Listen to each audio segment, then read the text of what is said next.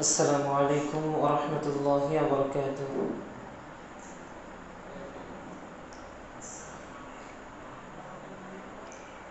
الحمد لله وحده والصلاة والسلام على من لا نبي بعده وعلى آله وأصحابه أجمعين ومن تبعهم بإحسان إلى يوم الدين أما بعد.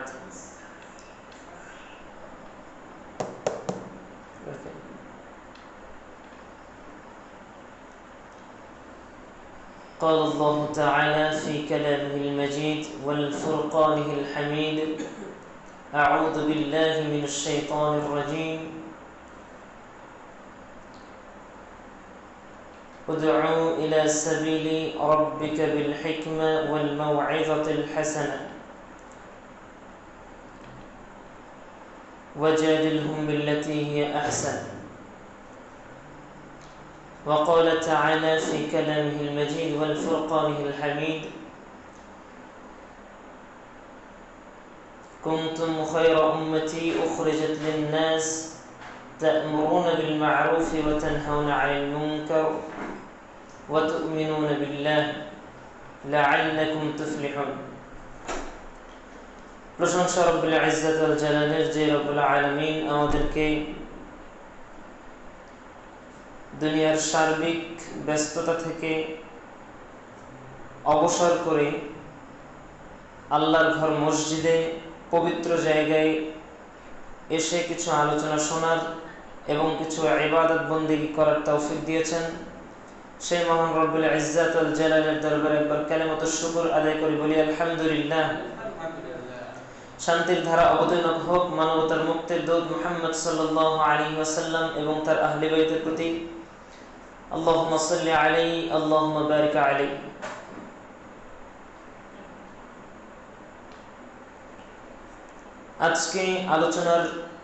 আজকে তালিমি বৈঠকে আলোচনার সংক্ষিপ্ত বিষয়বস্তু হচ্ছে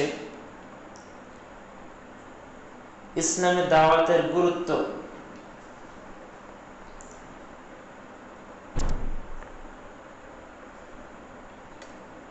মহান আল্লাহ সুবহানাহু ওয়া তাআলা তার পবিত্র কোরআনুল কারীমে ইরশাদ করেন, উদউ সাবিলি রাব্বিকা বিল হিকমা। হে নবী, আপনি মানুষকে দাওয়াত দান করেন বিল হিকমা, হিকমতের মাধ্যমে, ওয়াল মাউইযাতিল হাসানা, এবং ভালো কথার মাধ্যমে, ওয়াজাদিলহুম বিল্লাতী হিয়া আহসান, এবং তাদের সাথে বিতর্ক করেন, তাদের সাথে আলোচনা করেন সর্বোত্তম পন্থায়।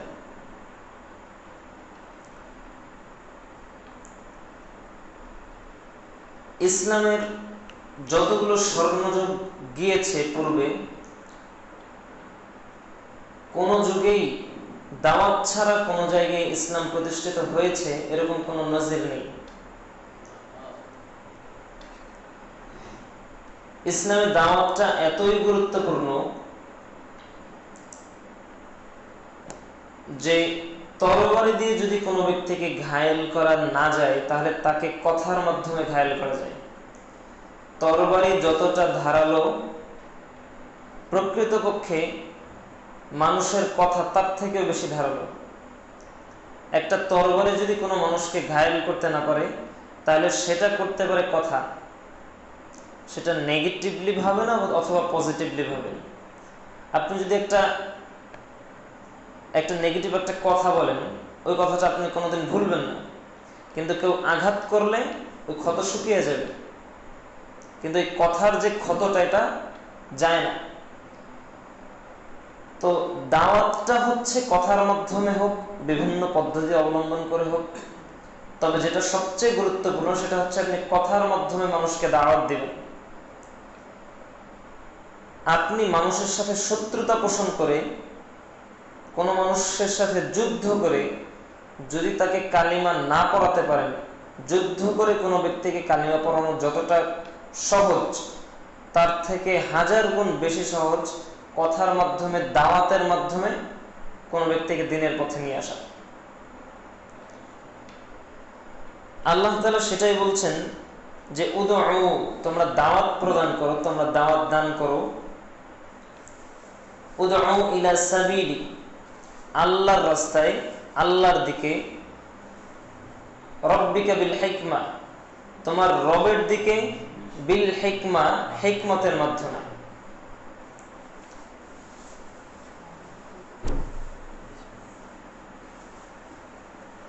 ওয়াজাদিলহুম বিল্লাতি হিয়া আহসান, এবং তাদের সাথে আলোচনা সমালোচনা করো সর্বোত্তম পন্থায়।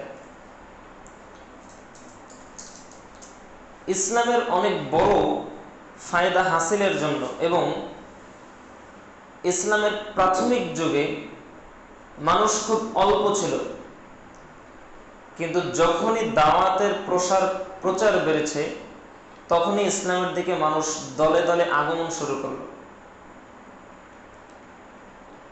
দাওয়াতের গুরুত্ব বলতে গেলে আল্লাহ তাআলা বলছেন যে পৃথিবীতে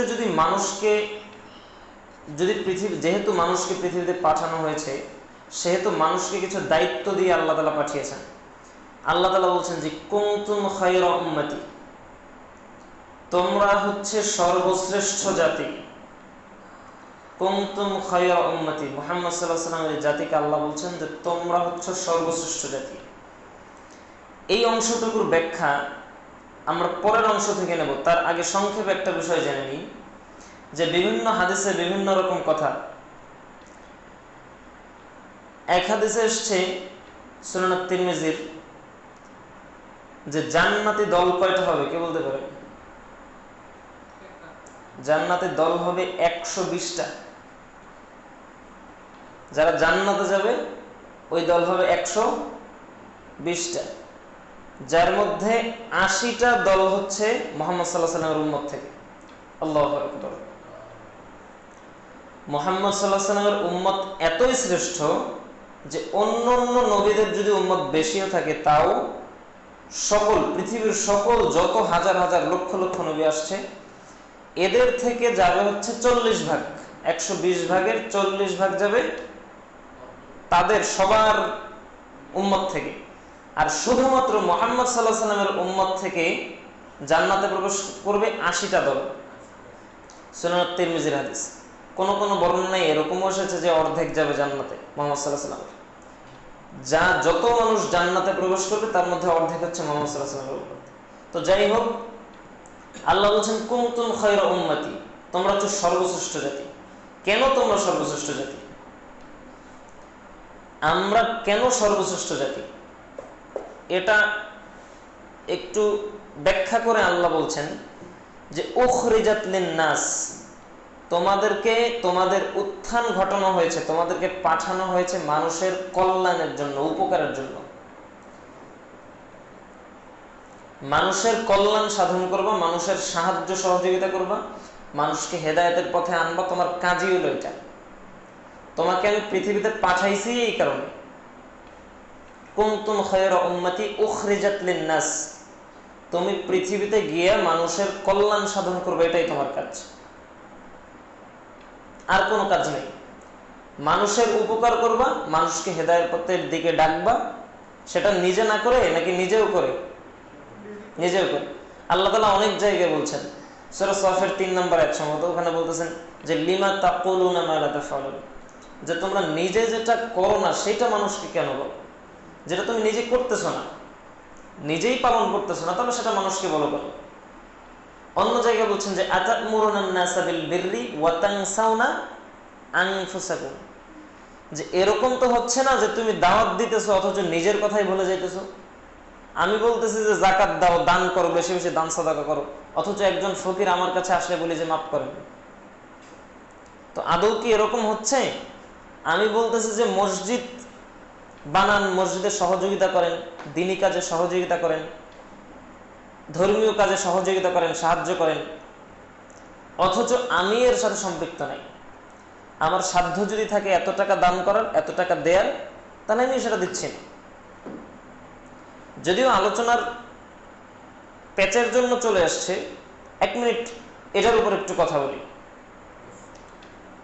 আল্লাহ তাআলা, মুহাম্মদ সাল্লাল্লাহু আলাইহি ওয়াসাল্লাম বলছেন যে আল্লাহ তাআলা প্রত্যেক দিন সকালে তার বান্দা যখন সকালে উপনীত হন, বলছেন যে মা মিন ইয়াউমিন ইউসবিহুল ইবাদু ফিহি ইল্লা মালাকান ইয়ানজিলান, যে একজন বান্দা যখন সকালে উপনীত হয়, যখন বান্দার সকাল হয়, তখন দুইজন ফেরেশতাকে আল্লাহ তাআলা পৃথিবীতে জমিনে পাঠিয়ে দেন। এই দুইজন ফেরেশতা পৃথিবীতে চলে আসে। পৃথিবীতে এসে কাজ কি এদের? পৃথিবীতে এসে এদের একজন বলতে থাকে, ফায়াকুলু আহাদুহুমা, প্রথম জন বলতে থাকে যে আল্লাহুম্মা আতি মুনফিকান খলাফা, যে হে আল্লাহ, যার সামর্থ্য থাকার পরে দান করলো, যে ব্যক্তি তোমার সন্তুষ্টির উদ্দেশ্যে দান করলো, আপনি তার সম্পদে বারাকা দান করেন, তার সম্পদকে বৃদ্ধি করে দেন, তাকে আরো সম্পদশালী করে দেন। এই দোয়াগুলো করতে থাকেন একজন ফেরেশতা প্রত্যেক দিন। বান্দা যখনই সকালে উপনীত হয়, সকালে চলে যায়, তখনই সকালবেলা দুজন ফেরেশতা নাজিল হয়। প্রথম জন কি বলতে থাকে? যে ব্যক্তি দান করলো তার সম্পদে বারাকা দান করেন, সম্পদকে বৃদ্ধি করে দেন, কল্যাণের দোয়া করতে থাকেন।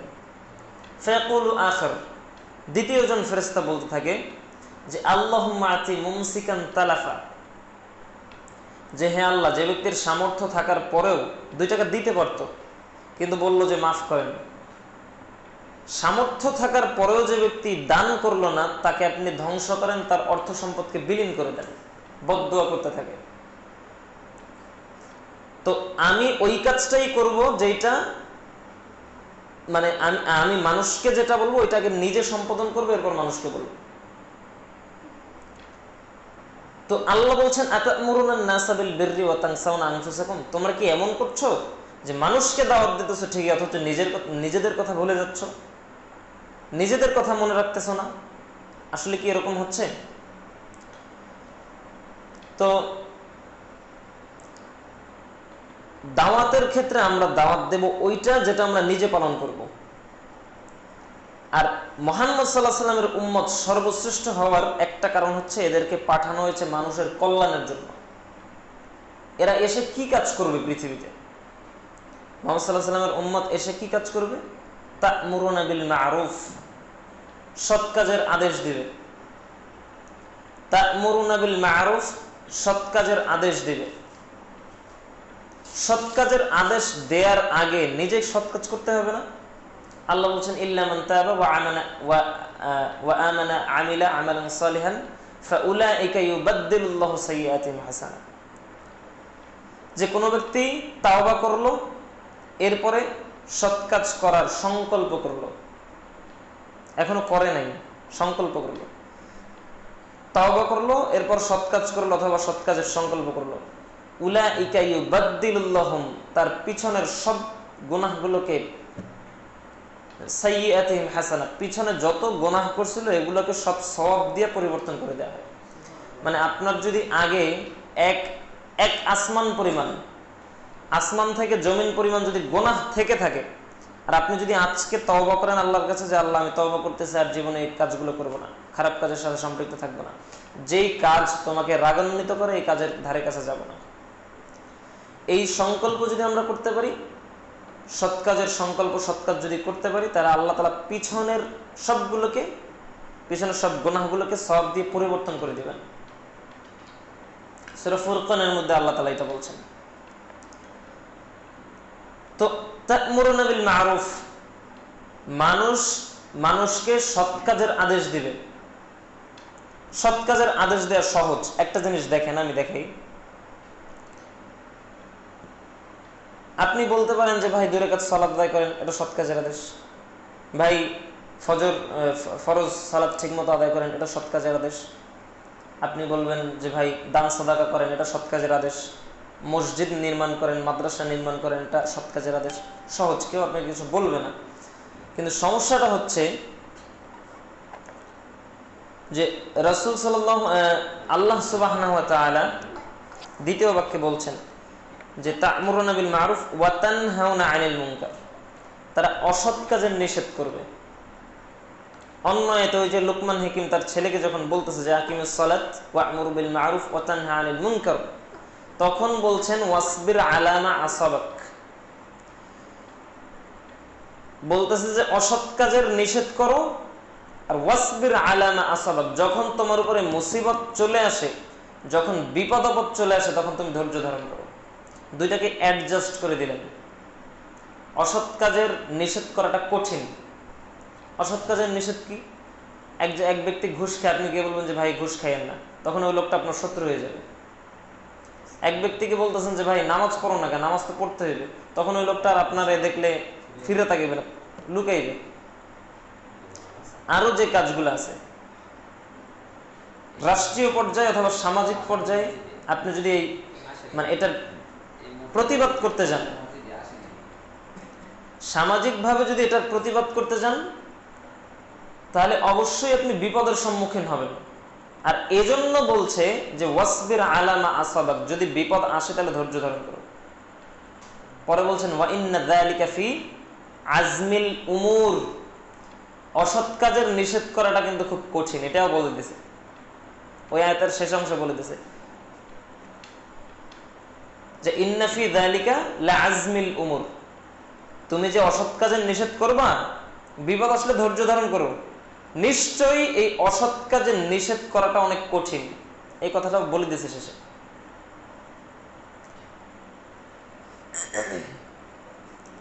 তো এজন্য অন্য আয়াতে আল্লাহ বলছেন যদি বিপদ আসেও, রাসূল সাল্লাল্লাহু আলাইহি সাল্লামকে আল্লাহ তাআলা বলতেছেন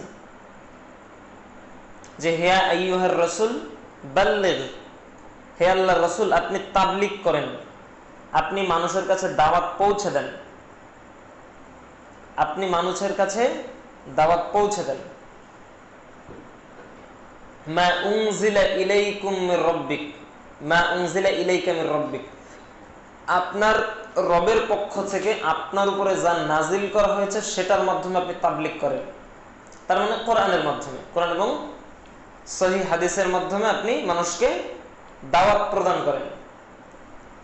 এরপর বলছেন কি যে ফাইন লাম বাল্লাগতা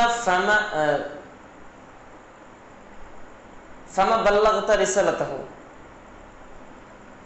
যে ফাইন লাম তাফআল ফামা বাল্লাগতা রিসালাতাহু, আপনি যদি কোরআন সহিহ সুন্নাহর মাধ্যমে আপনি যদি সমাজের মানুষকে দাওয়াত না দেন, তাহলে আপনি নবী খেয়ানত করলেন, আর আপনি নবী আপনার রিসালাতের দায়িত্ব সঠিকভাবে আদায় করলেন না। আল্লাহর রাসূলকে ধমক দিয়ে বলতেছে যে আপনি মুহাম্মদ সাল্লাল্লাহু আলাইহি ওয়াসাল্লাম যদি এই দাওয়াতি কাজে গাফিলতি করেন, যদি একটা মানুষের কাছে দাওয়াত না পৌঁছাইতে পারেন, তাহলে আপনি আপনাকে যে রিসালাতের দায়িত্ব দেওয়া হয়েছিল এটা আপনি সঠিকভাবে আদায় করেন নাই। এর বলছেন আল্লাহু ইয়াসিমুকা মিনান নাস, মানুষ আপনাকে ভয় দেখায় যে দাওয়াত বন্ধ না করলে মেরে ফেলবো, হত্যা করব, গুম করব, জখম করব, আরো বিভিন্ন। তো যেই ভয়গুলো দেখায় তোমার জন্মভূমি থেকে তাড়িয়ে দেব, যে ভয়গুলো মানুষ দেখায় ওয়াল্লাহু ইয়াসিমুকা মিনান নাস, এই বিপদ থেকে রক্ষা করবে কে? আমি আল্লাহ রক্ষা করব। মানুষ যদি তোমার কোনো ক্ষতি করতে আসে, এই তাবলীগের মাধ্যমে দাওয়াতি কাজ করতে গিয়ে যদি মানুষ যদি তোমার উপরে ক্ষিপ্ত হয়, তাহলে এই বিপদ থেকে রক্ষা করব আমি আল্লাহ। তার মানে দাওয়াতি কাজ করে এইটা আমি বলতে পারতেছি যে ওইখানে গান চলে, এটাকে আপনি বন্ধ করতে পারবেন? এজন্য আমার রাষ্ট্রীয় ক্ষমতা লাগবে। লাগবে তা ঠিক আছে, রাষ্ট্রীয় ক্ষমতার মাধ্যমে এগুলো করা সহজ। রাষ্ট্রীয় ক্ষমতা থাকলে এই ঝামেলাগুলা মানে দূর করা সহজ। কিন্তু বিষয় হচ্ছে যে আপনি তো গিয়ে কোনোদিন এই তাবলীগের কাজটা ওকে করলেন না। আপনি তো গিয়ে কোনোদিন বললেন না যে ভাই গানটা বন্ধ কর, গান চালাইলে এই এই বিপদ, এই এই বিপদ, আল্লাহ রাসূল এই ভয়ঙ্কর কথা বলছেন। আমরা কোনোদিন বলছি ভাই? আমাদের একটা অন্তরে একটা কাজ, একটা মানে একটা ভাব থাকে অন্তরে, একটা চিন্তা থাকে যে আমি ওইখানে গেলে উনি কি নাকি বলবে, তো আমি অপমানিত হব, এই ধরনের ভয় থাকে না? তো আল্লাহ এই কথাটার মাধ্যমে এটা বোঝা যায় যে এই ভয়টা অন্ততপক্ষে রাখা যাবে না। এই দুর্বলতা সবার মধ্যে আছে, আপনার মধ্যে আছে, আমার মধ্যে আছে, কিন্তু এই দুর্বলতার জন্য থাকলেও তুলনামূলক কম যেন থাকে। এক জায়গায় খারাপ দেখলে আমরা যেন একাও যদি থাকি গিয়ে বলবো যে ভাই এটা কিন্তু উচিত হচ্ছে না, আপনি যে করতেছেন, আপনি যে গান বাদ্যযন্ত্র বাজাইতেছেন, সারা এলাকার মানুষের ঘুম নষ্ট হইতেছে, কষ্ট দিতেছেন, হারাম জিনিস বাজাইতেছেন, সবার যা গুনাহ হইতেছে আপনার সব একার হইতেছে, সবার তো গুনাহ হইতেছে না, ওনাদেরকে যে কষ্ট দিতেছেন তারও গুনাহ আপনার হইতেছে। এই দাওয়াত যখন আমি প্রদান করব তখন আমার দায়িত্ব। আল উলামা ওয়ারাসাতুল আম্বিয়া, আলেমগণ হচ্ছে নবীগণের ওয়ারিস। এবার আলেমগণ বলতে যদি খালি মুহাদ্দিস মুফাসসির মনে করেন তাহলে কিন্তু ভুল। আলেমগণ নবীগণের ওয়ারিস, মুহাদ্দিস মুফাসসির হতে পারে, সেই ব্যাখ্যাও যদি করে সেটা ভুল হবে না যদিও, কিন্তু এক্ষেত্রে আমজনতাও শামিল দাওয়াতি কাজের ক্ষেত্রে। আল্লাহ রাসূল কি বলছেন? আল্লাহ রাসূল বলছেন যে আমার পক্ষ থেকে পৌঁছে দাও একটা কথা হলো, আপনি যদি একটা সুন্নাহ জানেন, একটা কথা, একটা কোরআনের আয়াত, একটা হাদিস যদি জানেন, ওটা মানুষের কাছে পৌঁছানো দায়িত্ব আপনার, ওটা আপনার দায়িত্ব। আপনি যতটুকু জানেন, আপনি বলতেছেন আমি তো জানি না, আমি মানুষের কি জানবো, আপনি যা জানেন ওইটা মানুষকে জানান আপনার উপর দায়িত্ব।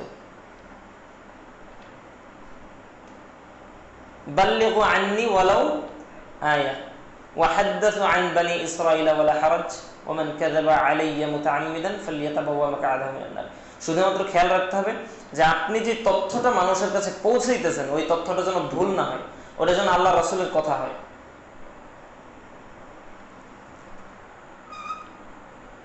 তো দাওয়াত দান করতে হবে, এটা অত্যন্ত জরুরি। আল্লাহ তাআলা বলছেন ওয়ামান আহসানু কওলাম মিম্মান দাআ ইলাল্লাহ, যে তার চেয়ে উত্তম ব্যক্তি আর কে হতে পারে যে আল্লাহর দিকে মানুষকে দাওয়াত দেয়।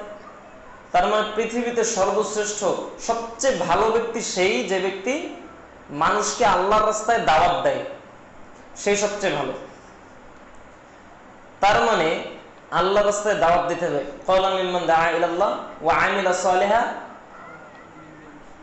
ওয়া ক্বালু ইন্নানি মিনাল মুসলিমিন। খালি মানুষকে দাওয়াত দেয় না, মানুষকে তো দাওয়াত দেয়, নিজেও সৎ আমল করে এবং দাবি করে যে আমি একজন মুসলিম। এটা দাবি করাও গৌরবের বিষয়। আমি একজন মুসলিম, এটা দাবি করাও গৌরবের বিষয়।